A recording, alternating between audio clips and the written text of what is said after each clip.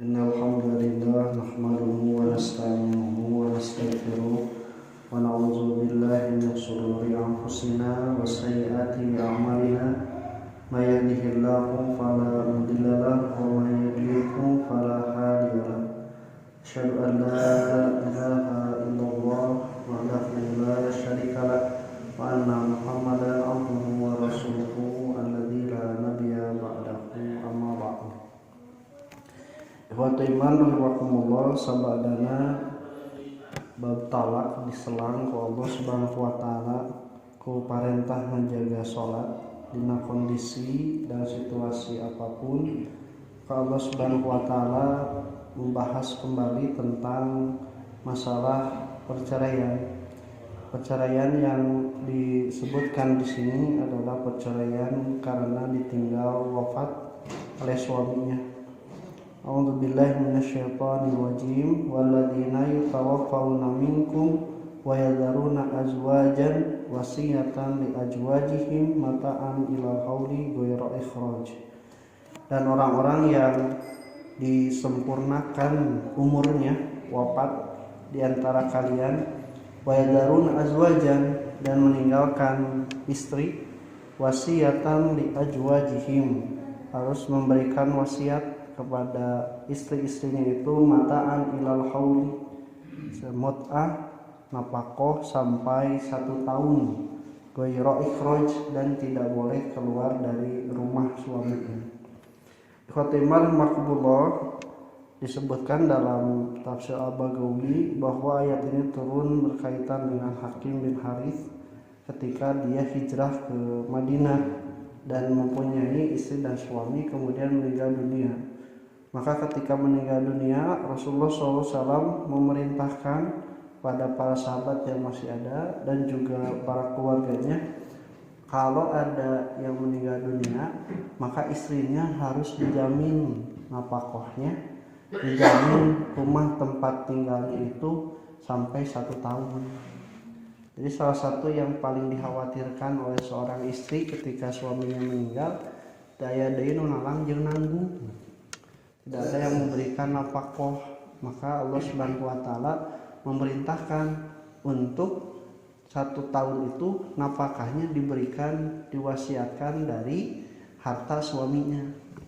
Jadi misalnya nafkahna sabulan 5 juta teh kalikeun we 12 bulanan 60 juta, nah itu diberikan untuk nafkah istri. Beda dengan waris.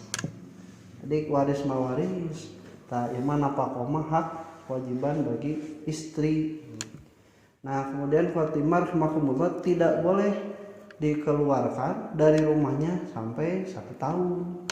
Jadi si imah carogena teh anu jadi warisan ke anakna, bisa jadi ke dulur keluarga atau bapakna, tidak boleh dibagikan dulu selama 1 tahun.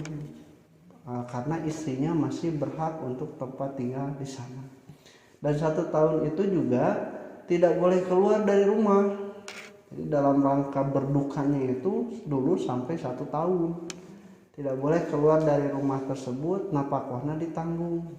Jadi Islam miwarang cicing teh jeung aya nafkahna, jeung aya beasna. Ini tah cicing beasna mah kalalabur we ngalencar dengan beas. Nah, ikhwatibar rahimakumullah, itu selama 1 tahun menjaga apa? Menjaga adab dan juga hak suaminya walaupun sudah meninggal dunia masih ada terhadap istrinya, disebut dengan ihdad, masa berkabung dan juga iddahnya.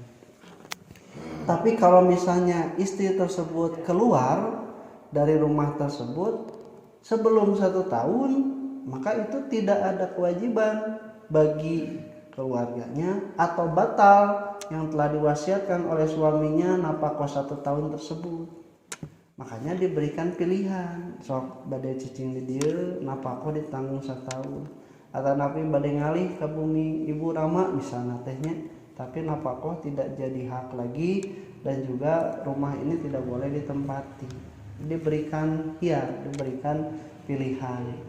Nah, itu semua Fatimah rahimakumullah, ada para ulama yang memberikan komentar seperti jumhur, mayoritas para ulama ini bahwa ini ayat dinasah. Jadi di ayat 240 itu sudah dinasah oleh ayat yang 234, di mana kewajiban iddah dan ihdad bagi perempuan yang ditinggal mati oleh suaminya adalah 4 bulan 10 hari.